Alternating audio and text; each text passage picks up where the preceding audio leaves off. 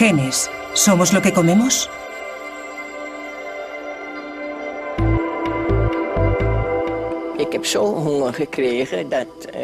En octubre de 1944 tenía tanta hambre que hasta me comía los bulbos de los tulipanes.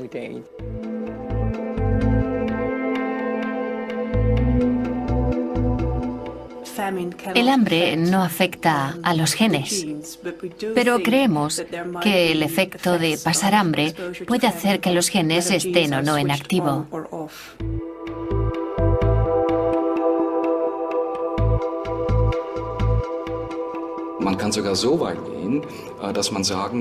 Ya sabemos que se puede influenciar en los genes mediante una dieta y la actividad enzimática.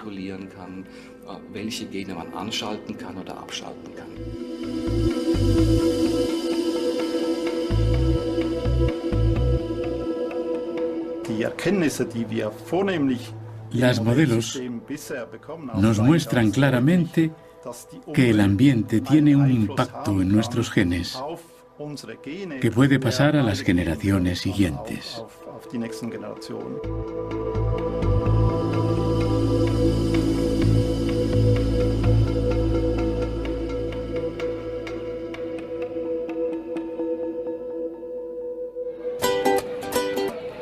Todo el mundo sabe que la comida y la bebida son necesarias para la mente y el cuerpo.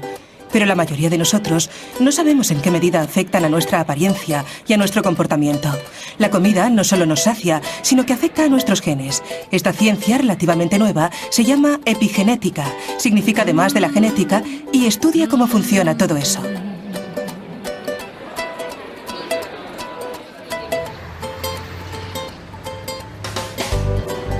Anabel y Gemma Molero de Barcelona son gemelas idénticas. Tienen exactamente los mismos genes. Por eso son ideales para averiguar los cambios que los humanos sufren durante su vida en función de sus hábitos.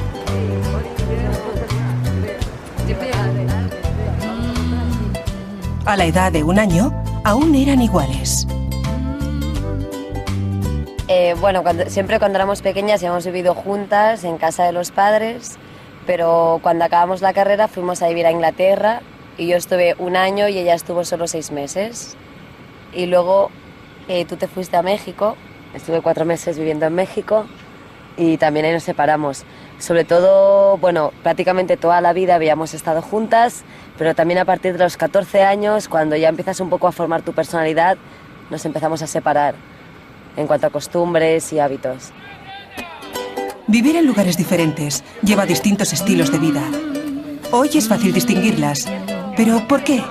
Sus genes, responsables de su apariencia, siguen siendo los mismos durante su vida. Sus hábitos alimenticios dan una primera pista.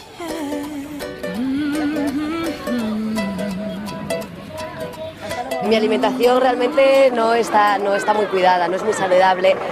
Intento comer de todo, pero hay muchas cosas que no me gustan, muchas cosas que tengo alergia y no puedo comer. Entonces, sobre todo, como mucha pasta y como bastante carne. Lo que pasa es que yo hago bastante deporte, entonces intento cuidar mucho mi alimentación, como muchas verduras, muchas frutas. Creo que tengo una dieta bastante equilibrada. Además, a mí me gusta cocinar. Es evidente que la calidad y la cantidad de comida moldea el cuerpo, pero ¿cómo impacta en las personas sus genes? El doctor Manel Estellé trabaja en el Instituto de Investigación del Cáncer de Madrid. Tiene su propia teoría sobre la causa de los cambios. Toma muestras de saliva que contiene el ADN de las jóvenes. Sus genes siguen siendo idénticos, pero algo ha cambiado.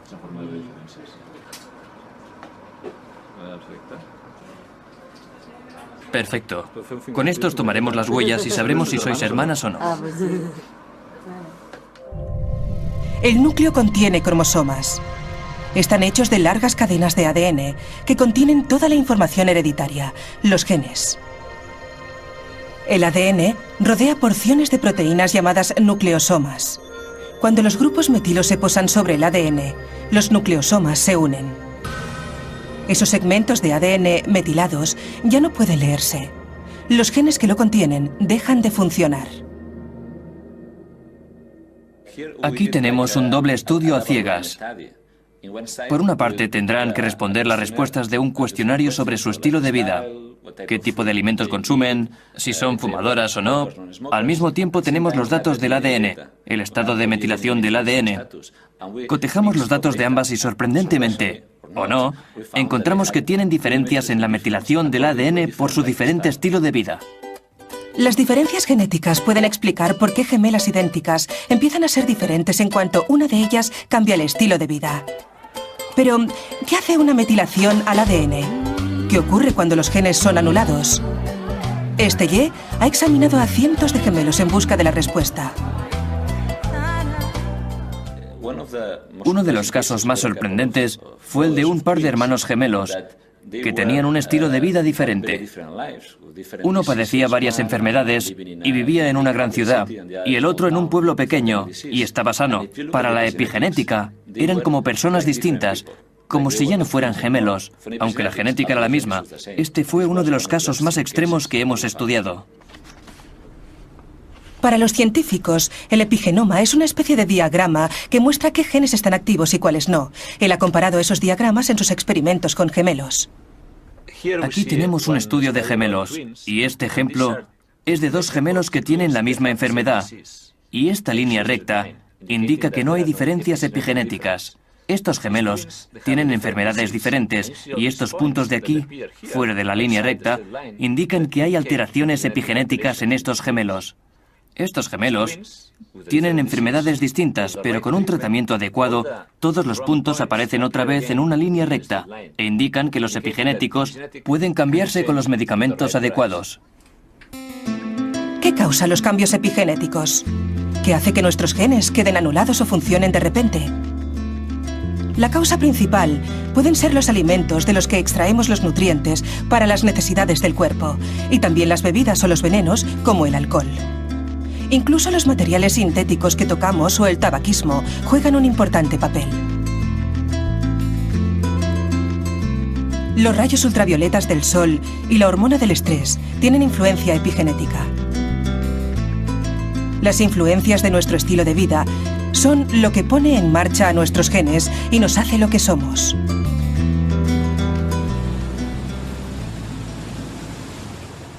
El importante papel de la alimentación está siendo investigado actualmente en Ámsterdam, en los Países Bajos, por uno de los capítulos más negros de la historia de la ciudad. En el invierno de 1944-45, las fuerzas alemanas de ocupación bloquearon el suministro de alimentos como castigo a los holandeses. Se quedaron sin apenas comida. Murieron miles de personas.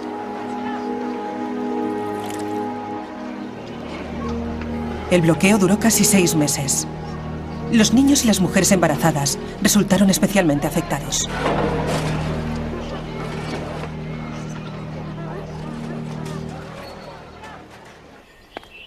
La doctora Tessa Roseboom está examinando a mujeres que estaban embarazadas en aquella época.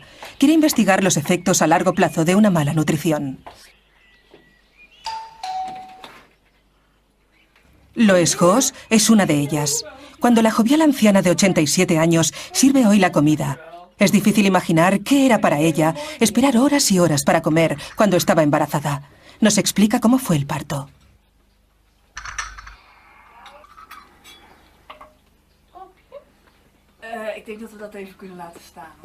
Antes de haber cumplido, me envolvieron en sábanas mojadas porque tenía una infección renal. Intentaron provocar el parto para que mi hijo naciera antes. Las contracciones eran muy fuertes y me ataron porque no podía soportar el dolor.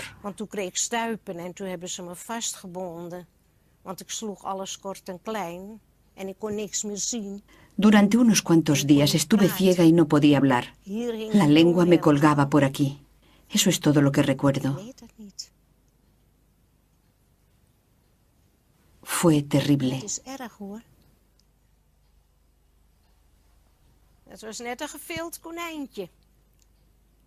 El niño parecía un conejo desollado, muy delgado y muy largo. Volvimos a casa, pero no podía alimentarlo porque no tenía nada. No podía salir con él a la calle porque no tenía ropa de abrigo ni cochecito.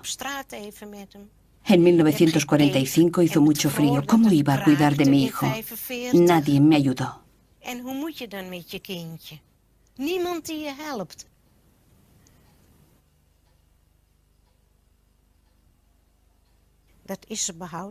Es terrible tener que deshacerte de tu propio hijo.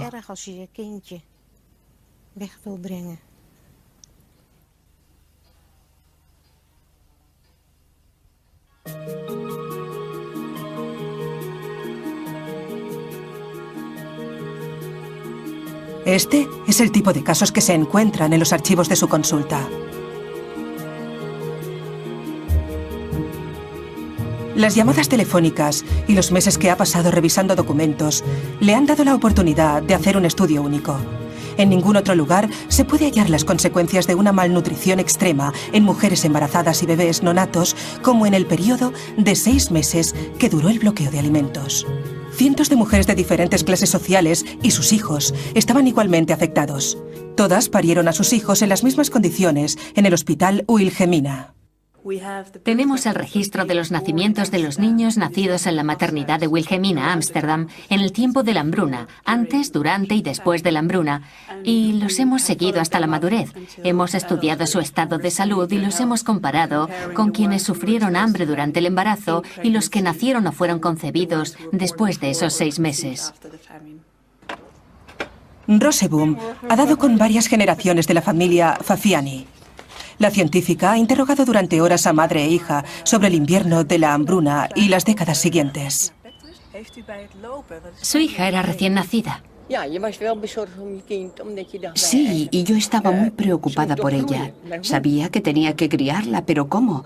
No podía comprar leche. Y eso es importante para una criatura.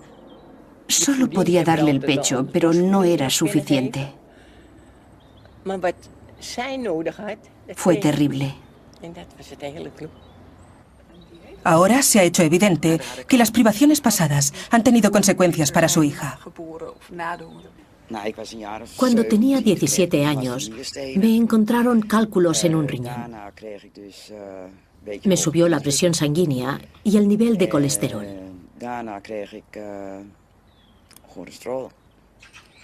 No, primero tuve cáncer de mama y luego me subió el colesterol. Toda mi vida he tenido problemas de salud. El hecho de tener tan mala salud le ha hecho pensar.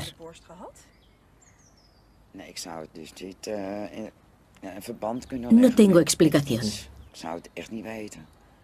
Creo que fue ese invierno de la hambruna, porque mi hermana es un poco más joven y no tiene nada. Ni mi hermano tampoco.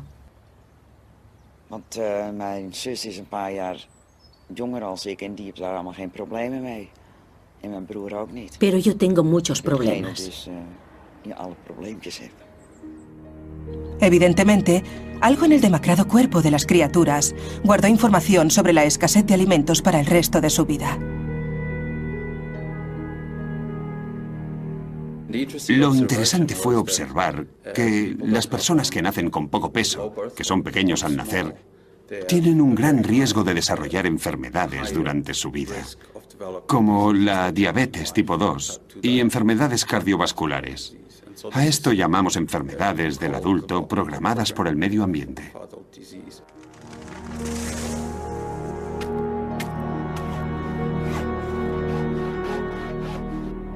El hambre, por fuerte que sea, no puede cambiar nuestro ADN.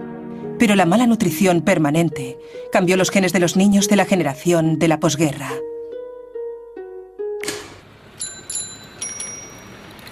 Produjo una extraña reacción en la naturaleza, cuyos efectos son evidentes todavía. Lo que es fascinante desde el punto de vista de la epigenética es que algo que ocurrió hace tiempo, tarde o temprano, produce un efecto biológico. Y eso se debe a que los epigenéticos confieren memoria a las células, en las que dejan marcas. Y unas décadas después, pueden propagar esa memoria de los primeros años de vida. Los dramáticos efectos que pueden tener los genes desactivados por los alimentos se pueden ver en estudios con animales.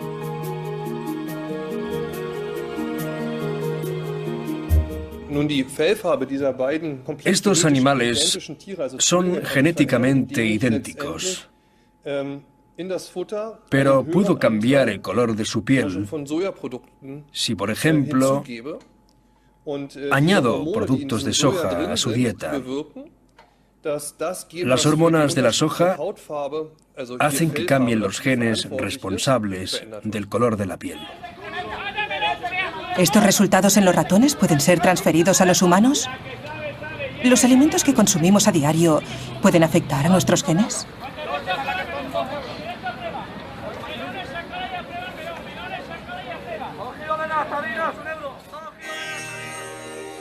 Un grupo étnico de la India meridional que no come productos animales a causa de sus convicciones religiosas nos da una pista. Tanto los adultos como los niños gozan de perfecta salud a pesar de una higiene inadecuada según los modelos occidentales. Su dieta les proporciona todo lo que necesitan. Algunas de esas familias emigraron a Europa y continuaron comiendo de la misma forma que en su país, pero algunos de ellos enfermaron enseguida. La causa fue que las verduras meticulosamente lavadas no contienen la bacteria que suministra a los vegetarianos de la India la vitamina B12 importantísima epigenéticamente.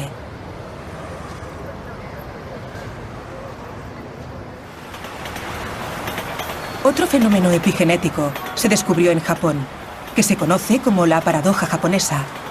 A pesar de ser una ciudad industrializada y muy activa, el país tiene una incidencia más baja de cáncer que otros países de igual estilo de vida. La solución al enigma era el té verde. Esta infusión está muy extendida en Japón y su consumo baja muy significativamente la estadística de casos de cáncer. De las hojas frescas de té hervidas en agua se obtiene un producto químico único. Esa sustancia reactiva ciertos genes que se vuelven inactivos con la edad.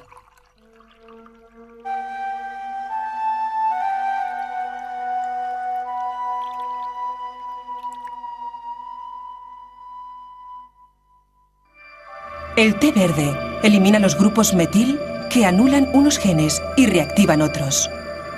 Los reactivados empiezan a producir las sustancias propias del cuerpo que luchan contra el cáncer. Creo que efectivamente, en teoría, cada enfermedad puede tener un componente epigenético muy importante, porque virtualmente todos los genes del genoma están regulados por marcas epigenéticas. ¿Los marcadores epigenéticos y los cambios genéticos son también responsables de las enfermedades mentales? Nuestras investigaciones sugieren que la causa de la esquizofrenia, que sigue siendo incierta, puede ser de naturaleza epigénica. Nuevamente fue una hambruna lo que dio alguna idea. La pista lleva a China. A finales de los años 50, Mao Zedong decretó que todos los hombres y mujeres tenían que trabajar en la producción de acero. Nadie cultivaba los campos, el trigo estuvo pudriéndose durante 3 años. En su desesperación, la gente empezó a comer la corteza de los árboles. 15 millones de personas murieron y se duplicaron los casos de esquizofrenia en la siguiente generación.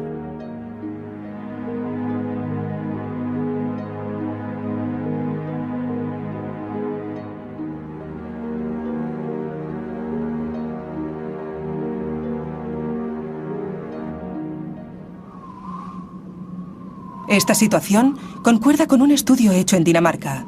Los niños nacidos durante los meses de verano sufren menos esquizofrenia que los nacidos en invierno, porque la calidad de la comida es peor en invierno.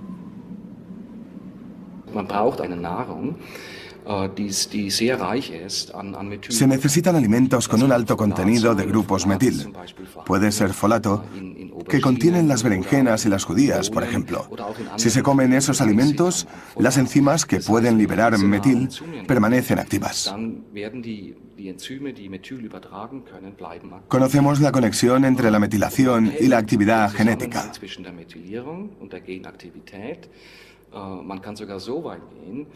Incluso podemos llegar a decir que por medio de los alimentos que consumimos se puede regular la actividad enzimática e incluso anular ciertos genes.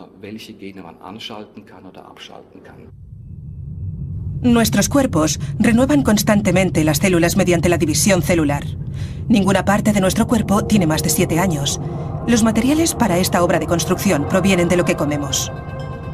Para dividirse, las células tienen que realizar una inimaginable proeza. Nuestro ADN contiene 3.200 millones de pares de bases. Si la división celular tiene lugar cada 24 horas, nuestras células tienen que mover más de 44.000 pares de base al lugar correcto cada segundo. Si las células no tienen todo el material de construcción necesario a causa de la malnutrición, pueden producirse errores y se pierde información. Los desórdenes alimenticios, como la bulimia, hace mucho que forman parte de la sociedad moderna. Pero incluso las modelos que pasan hambre para mantenerse delgadas querrán tener hijos algún día. ¿Qué ocurre si los materiales de construcción que necesitan las células para desarrollarse en el útero, como el ácido fólico y la vitamina B12, no están disponibles porque la madre vomita continuamente durante el embarazo?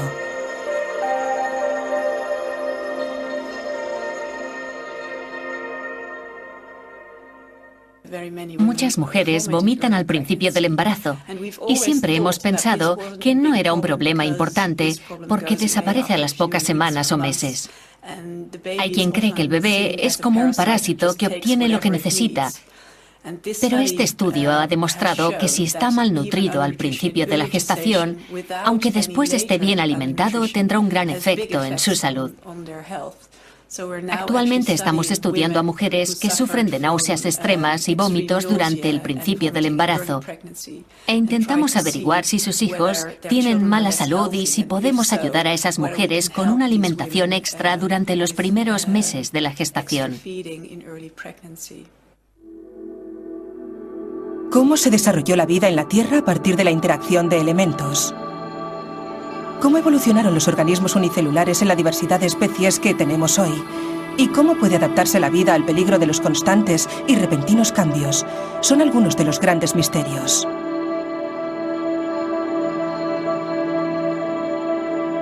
Mientras no tengamos las respuestas, solo podemos verlo como un milagro que hay que investigar. Las leyes de la evolución, con sus instrumentos de mutación y selección, nos ofrecen solo una explicación parcial a este milagro. Los epigenéticos pueden funcionar a una escala mucho más rápida, anulando y activando genes en una sola generación. Permiten respuestas rápidas a los cambios medioambientales. La epigenética se ha convertido rápidamente en la bomba de la ciencia biológica. Por eso, los científicos de la European Epigenome Network se han reunido en Madrid para intercambiar los resultados de las últimas investigaciones. El ambiente es de euforia. Y se producen los cambios. Es algo sensacional. Y es así porque es algo que la gente puede cambiar y debe cambiar. Es básico. El ambiente influye en nuestro genoma. Y el hecho de que el ambiente influya en la forma de trabajar de nuestros genes es de vital importancia para todo el mundo. Y esto es lo negativo. Esta es una nueva generación que ha crecido con un desarrollado sentido de la importancia de su dieta. Los resultados de sus investigaciones evidencian científicamente el motivo por el que algunos alimentos eran muy bien considerados antiguamente. El aceite de hígado de bacalao y el pescado activan en invierno los genes que producen anticuerpos. Algunas frutas de verano previenen el crecimiento incontrolado de las células, el cáncer. Los viejos maestros inmortalizaron algunos de los alimentos más activos epigenéticamente, sin siquiera saberlo. La primera en sospechar el poder del bróquil fue Catalina de Medici, reina de Francia. Sus 10 hijos eran muy débiles y algunos murieron muy jóvenes. Se hizo traer plantas de bróquil de su país. Y a partir de entonces, todos sus hijos sobrevivieron.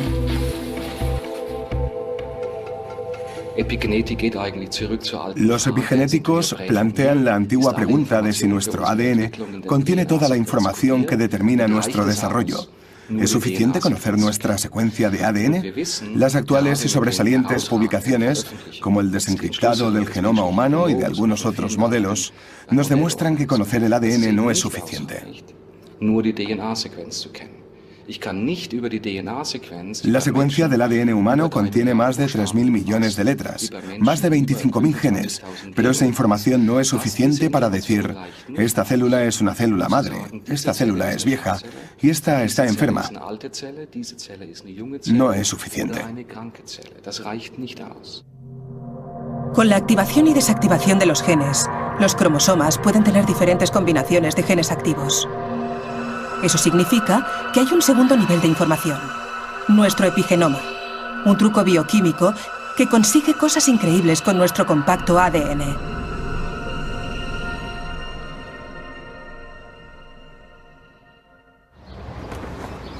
Recientemente se ha hecho un sensacional descubrimiento en Suiza que puede tener efectos inimaginables en la investigación. En la Universidad de Basilea, el epigenista Renato Paro calentó a 37 grados los huevos de una mosca de la fruta.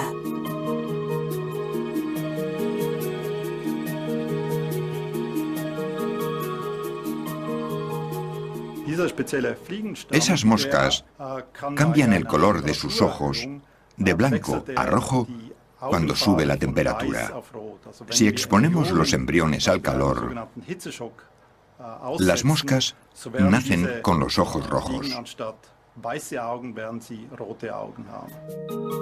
Paro y sus colegas descubrieron que esos cambios también se habían producido en el color de los ojos de las crías de esas moscas. Ocurrió algo que no se suponía que ocurriera. Descubrimos que la descendencia de esas moscas también tenían los ojos rojos, aunque no habían estado expuestas a factores externos, como temperaturas elevadas. Resulta que esos rasgos pueden ser pasados genéticamente. La herencia epigenética significa que las características adquiridas pasan a la siguiente generación. Esta afirmación fue ignorada durante mucho tiempo, pero ahora se ha probado en las plantas.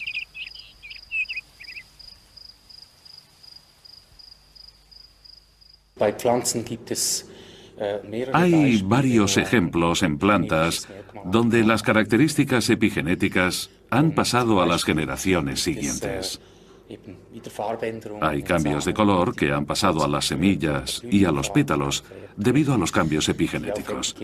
Creo que los epigenéticos permiten reacciones rápidas y sabemos qué ocurre en las plantas. Se ha visto un gran número de procesos epigenéticos en plantas y estamos averiguando que los mismos mecanismos funcionan en animales. La impronta genómica fue descrita en plantas a principios de los años 70 y 10 años después fue hallada en ratones. Las características adquiridas pueden pasarse una afirmación que fue considerada absurda durante mucho tiempo. ¿Funciona también en los humanos? Creo que hay pruebas fehacientes de que existe la herencia epigenética, especialmente en respuesta al medio ambiente. Los resultados del estudio de la doctora holandesa Tessa Rosseboom sobre el invierno de la hambruna confirman la herencia epigenética.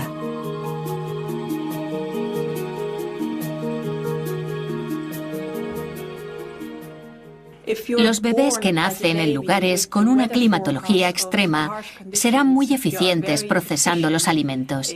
Y si siguen una dieta típicamente occidental, como son tan eficientes, almacenan una gran cantidad de grasas en los tejidos y también en las arterias, y cada vez serán más propensos a los ataques cardíacos, por ejemplo. Ha examinado las pruebas realizadas a los voluntarios en busca de cambios epigenéticos heredados. Mi hija tiene a menudo infecciones en la vejiga. No sé si eso tiene que ver con el invierno de la hambruna.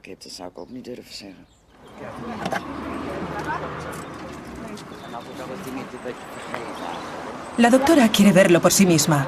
Quiere conocer a la hija, que trabaja en unas instalaciones cercanas. A primera vista, es una persona saludable. Al ser preguntada por la científica, habla de otros trastornos además de los problemas de vejiga. Me gusta montar a caballo, pero este año me ha salido un sarpullido. Al principio pensé que era por la paja y el heno, pero luego he averiguado que tengo alergia al polen. La hija de la señora Fafiani dice que tiene alergia. Y eso concuerda perfectamente con nuestros resultados hallados en los niños malnutridos mientras estaban en el útero de sus madres. Tienen más enfermedades. En general, no tienen buena salud. Y suelen tener alergias, exactamente como ella ha dicho. Eso podría significar que no solo pasamos nuestros genes de generación en generación, sino también nuestra información epigenética, un dato muy importante.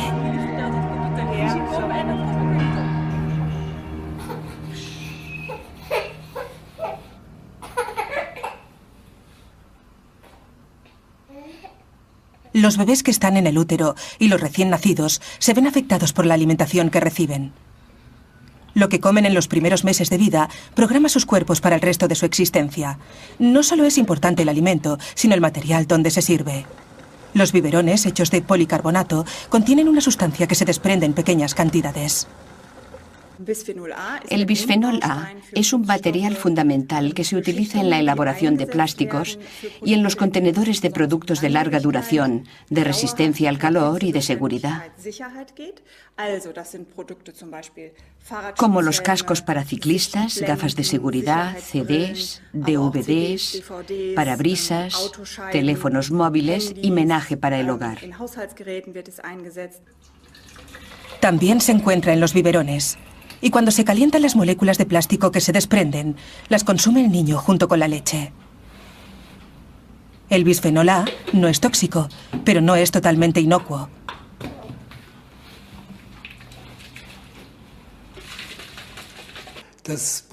El Instituto de Evaluación de Riesgos de la Alemania Federal ha estado estudiando el bisfenol A durante largo tiempo, porque es un importante producto de la industria química. Sabemos que esta sustancia no es tóxica ni cancerígena, pero es capaz de producir efectos como las hormonas. Por su estructura molecular, el bisfenol A se adhiere a nuestros receptores de estrógenos. Estos receptores se vuelven activos y pueden activar genes que deberían estar inactivos.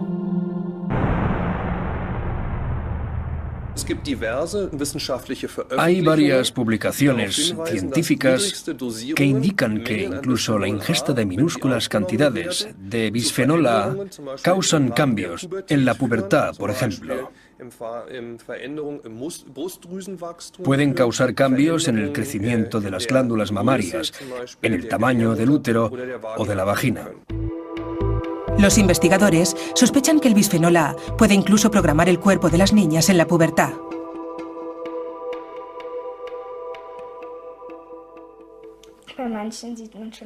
Dicen que hay niñas que desarrollan pechos. Esas niñas se quejan porque son demasiado jóvenes, ya que algunas solo tienen 9 años.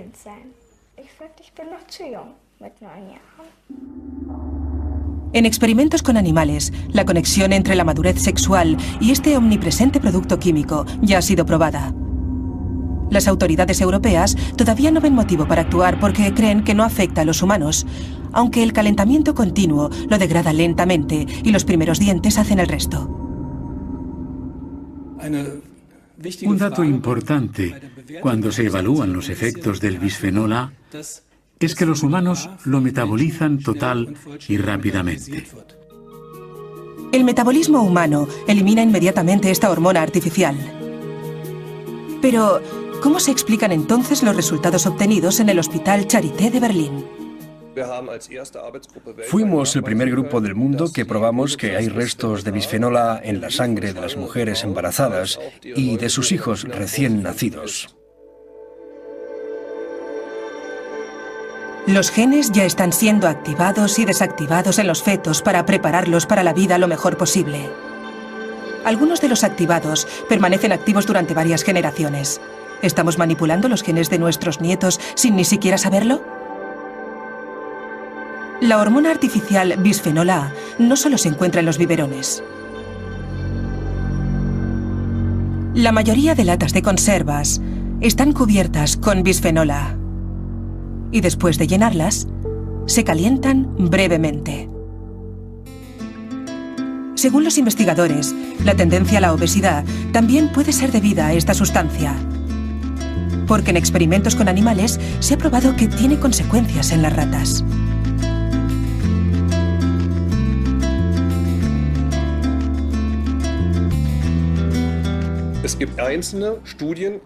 Hay estudios basados en experimentos con animales que indican que el bisfenol A puede influir en la producción de células grasas y, por consiguiente, en el peso. Los informes de Schoenfelder y de otros 160 documentos advierten de los riesgos del bisfenol A. Las compañías fabricantes de plásticos han encargado estudios extensivos que siguen un modelo específico. En ellos se dice que el bisfenol A es totalmente inofensivo.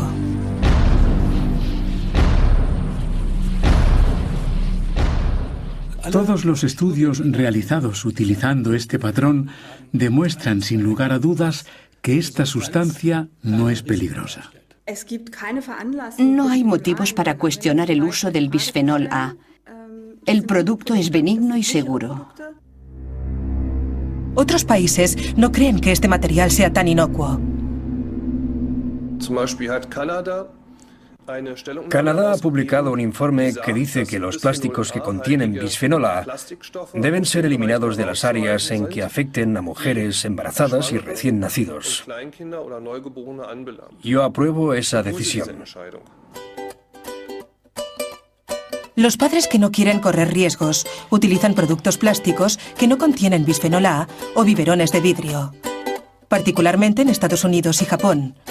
Todo lo que debe haber en los biberones de los bebés es leche y no estrógenos sintéticos.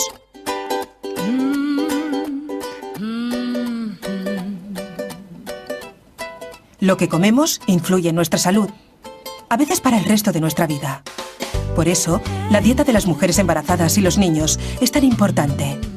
Ahora se empieza a entender su gran importancia. La epigenética empezó estudiando el cáncer, pero ahora sabemos que es aplicable a otras enfermedades y desórdenes mentales, como por ejemplo el Alzheimer, las enfermedades vasculares, y pronto se aplicará en cualquier estudio de las enfermedades humanas. Nuestro tracto digestivo es una zona que suele verse afectada por tumores cancerosos. En Berlín, los epigenistas han unido sus fuerzas con los médicos. Y esta joven ciencia estará al servicio de la prevención del cáncer lo antes posible.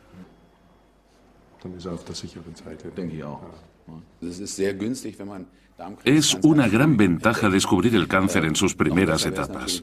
Por supuesto, es mejor descubrir el problema antes de que se desarrolle el cáncer y poder prevenirlo. Si se diagnostica a tiempo, los pacientes tienen muchas posibilidades de recuperación. Si el diagnóstico se hace tarde, la situación es mucho más grave.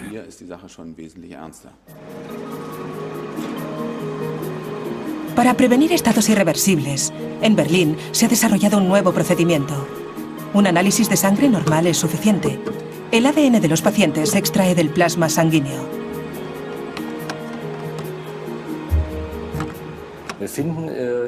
El plasma sanguíneo contiene fragmentos de ADN procedentes del tumor.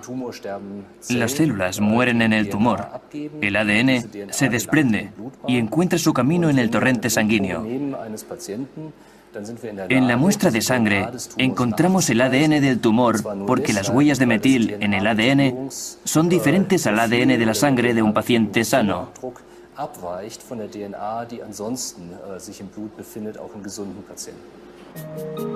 El patrón de metilación en pacientes con tumores cancerosos es resultado de los genes activados o desactivados. Si se encuentran esos patrones, el cáncer está detectado. Aunque este método está en periodo de ensayo, las ventajas de la diagnosis epigenética son evidentes. El cáncer se detecta mucho antes que en las exploraciones rutinarias. La medicina epigenética puede tratar enfermedades antes de que sean evidentes.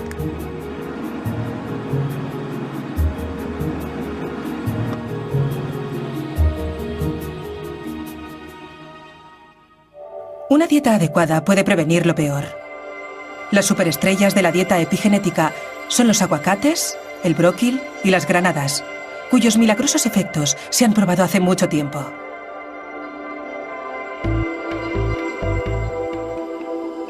La lechuga, los cereales y las verduras de hojas verdes son fuentes importantes de ácido fólico, una sustancia que tiene un papel crucial en la metilación de los genes.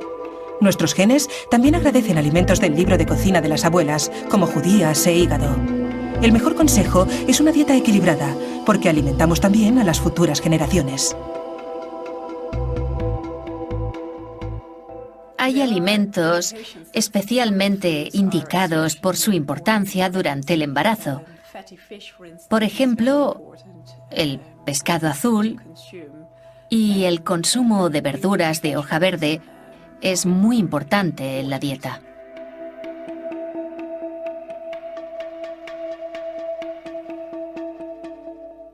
No podemos culpar totalmente a nuestros genes de nuestro comportamiento o de nuestras enfermedades. Nosotros tenemos cierta responsabilidad. Podemos cambiar esos genes gracias a la epigenética.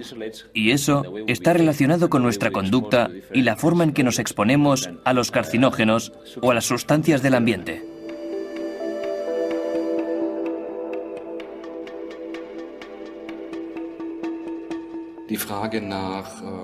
La epigenética estudia los problemas que provoca nuestra dieta, lo que la falta de vitaminas y otras sustancias hace a nuestro metabolismo.